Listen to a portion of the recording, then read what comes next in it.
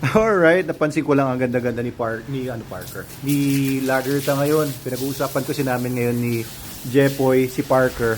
At tinatanong niya ko, antibiotics pa ba namin? Sabi ko, mababaw lang naman. Hindi man kailangan antibiotics kahit sa harapan lang. O sa ibabaw lang ng bigyan mo na lang ng yung Gentian Blue.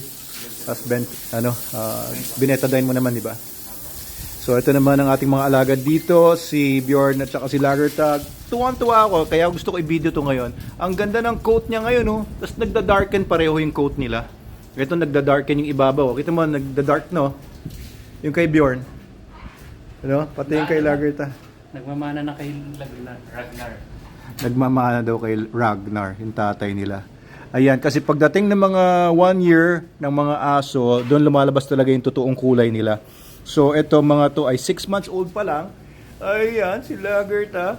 Tsaka si Bjorn. Ano, Bjorn? Ayan, so teenagers pa sila sa lagay na ito. So, baka anytime soon, next month ay mag-hit na ito si Lagertag. Of course, hindi natin i-breed on the first heat.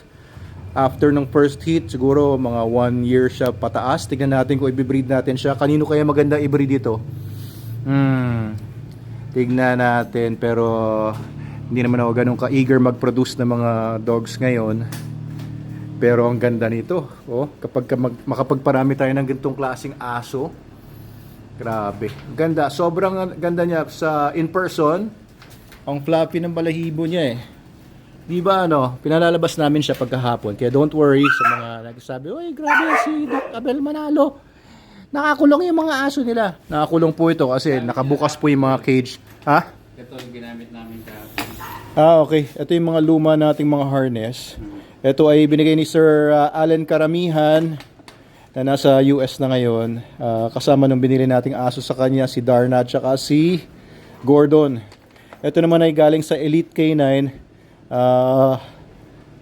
Binigay ba sa akin o binenta sa akin ng aking kaibigan si Jason Ferren na may-ari ng Elite K9 sa US. Very good quality talaga yung mga galing sa Elite K9 at kaibigan natin yon si Jason. Ayan, tapos pati ito, ayan, may bungee cord. Ito yung mga luma natin. Matatagal na to, kaya pinalalaspag ko na kay Jepoy. Ano na to siguro mga 8 years, hindi. Ano pa to? 2012 pa yata ito. Oh, 11 years pa ito. Alam ko, parang ito yata yung nakuha ko nung nagpunta ako sa US sa K9 conference. Anyway, meron tayong mga bagong mga leashes and collars, no? Kaya mas gusto ko nang gamitin yon later on. Ayan, pansinin nyo to si Bjorn, ang ganda ng katawan niya. Hindi siya botchog. Magkaiba yung body structure nila nito. Pero ang ganda tumakbo nito. Very agile ito. And matatalino tong asong to. Matatalino tong mga to. Hindi lang sila makalabas ngayon kasi nga nakabukas yung gate papunta doon sa labas, tsaka labas-pasok yung mga tao dito. I-inspectionin ko lang kung anong ginagawa nila doon sa renovation sa Topsy ni Snooki or kung ano man ipapangalan natin dito sa restaurant natin. At ito na nga siya, pinataasan ko yung bubong kasi napababaan ako dun sa unang lagay nila ng bubong. Ayos na taas niyan, Kuya Godoy, Ayos. Yan, magandang mataas. Para yung mga amoy-amoy sa loob, kung may usok man o amoy pagkain, hindi dumidikit sa ulo ng mga tao. Di ba, Adrian? Yan ang tataas yan. Okay. So, hindi yan ang taas ng bubong, Sige. Maganda kasi mataas yung bubong ng kainan para hindi na nanatili sa baba yung fumes ng pagkain at saka mga lutuan or what. Tapos itong mga to, yung mga vents ng mga air conditioners, siguro papalipat ko dun sa taas na lang or sa likod at ipapagalaw natin sa expert. Kinukuha natin yung mga aircon natin sa Gelsons, marketing sa Antipolo or sa SM. So ito, meron na tayong mga nakahandang mga ilalagay na pagkain dito. So kausap ko kanina ang aking kaibigan si Sir Michael Arce. Sila, pamilya nila yung may-ari ng Arce Dairy. Magkakaroon tayo dito ng mga ice cream para sa inyo.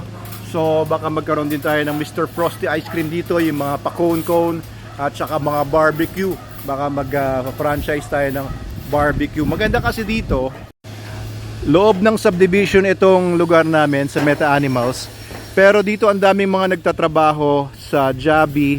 Ayan, isang ano yan, contractor ng Meralco. At banda dito naman ay mayroong school, yung Angono or Rizal Lead School for the Arts and in Angono, RLSAA.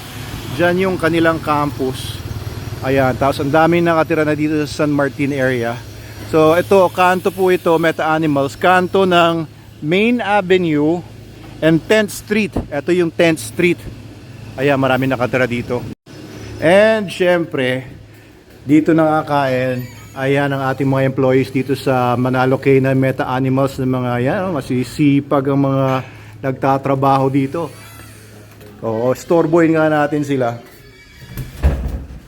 Hello! Wala si Sir Justin. Yung natin dito, authorized personnel only. Ayan, mga busy. Meron pang tao dun sa loob pero bawal tayo pumasok doon. At ayan si Miss Pearl. Yan natin dito. Walang tao dito sa IT department. So, yan ang mga seserbisyoan ng Topsy ni Snooki. May mga orders na sila na kung ano-ano. Yung mga, natulungan ako ng welding Gawin. Dapat meron pala tayong mga hard hats dito, no? Safety first, guys. Dapat alam to nila Kuya Gudo. Dapat siguro may warning sign tayo dito para hindi matuluan ng mga dumadaan.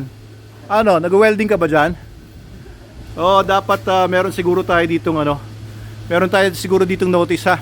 So, kung kayo ay tiga dito sa San Martin or malapit dito, comment sa baba kung anong gusto nyong meron tayo dito at tingnan natin kung anong pwede nating ilagay. Sabi ko, meron tayo dapat dito coffee shop, di ba? Barbecuehan, tapsilugan, para masaya. Kung malapit lang kayo dito sa San Martin, pasyal po kayo dito.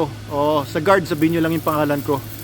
Pero tumakbo kayo agad. Okay, so bububungan natin lahat ito. Order tayo ng mga gamit doon sa hardware ng ating napakabait na kaibigan si Chardy Ang dyan sa AAA ba yun o AA hardware dyan sa may Angono lang. Ito nga pala yung kapalit ng mga rabbits natin dito, yung mga kalapati natin.